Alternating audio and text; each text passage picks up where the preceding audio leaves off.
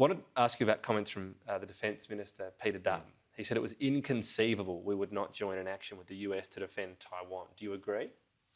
Yes, I do agree with the Defence Minister, and I think all he is doing is saying clearly what everyone has understood to be the status quo for a long time. The government's been very clear.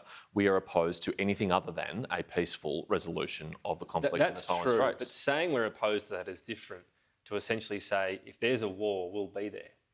Well, I mean, I think history shows that when the United States is involved in conflict, that Australia is very likely, regardless of the government that we're under at the time, in a political sense here in Australia, very likely to come to their aid.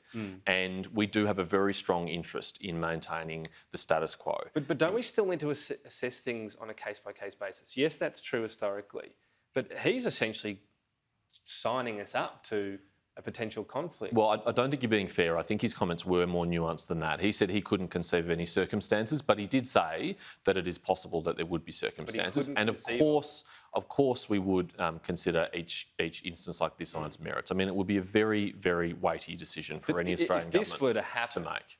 And no one's barracking for it, but if this were to happen, the US could point to these comments and say, well, you basically said you were going to be there. This would add to any pressure for us to join in a conflict, wouldn't it, these comments? Well, actually, Tom, what we're trying to do is prevent a conflict. And part of preventing conflict is being credible in your deterrence.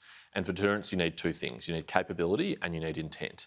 The capability, we're in the process of acquiring $270 billion over the next decade of new defence capability. The intent is really important too. You have to be clear about what you are in favour of and what you're not in favour of and what you would oppose. By saying that we'll go to war if this happens, essentially, I accept that's less nuanced than the Defence Minister. But if you want to read between the lines, by saying we'll be there, that's the only way or the best way to prevent that war happening, is what you're saying. I think it's very important to provide that intent. And obviously it's not something that Australia can provide or should provide on its own. It is something that we would provide in conjunction with our allies, most importantly the United States. This goes beyond anything we've heard even from the United States, doesn't it, this comment? The United States has a policy of maintaining strategic ambiguity about Taiwan, but I think everyone understands that the US has demonstrated in the past when there have been threats of conflict over Taiwan, they have very quickly, for example, sent a carrier to the Taiwan Straits to make clear their intent that they are utterly opposed to a military resolution. And they're opposed. And I should add to that, the President, Joe Biden, has made increasingly clear statements on this. But has he ever said anything this strong? Well, I think he's been very clear. I think Can you point to a comment as strong as this? Inconceivable that they wouldn't join in.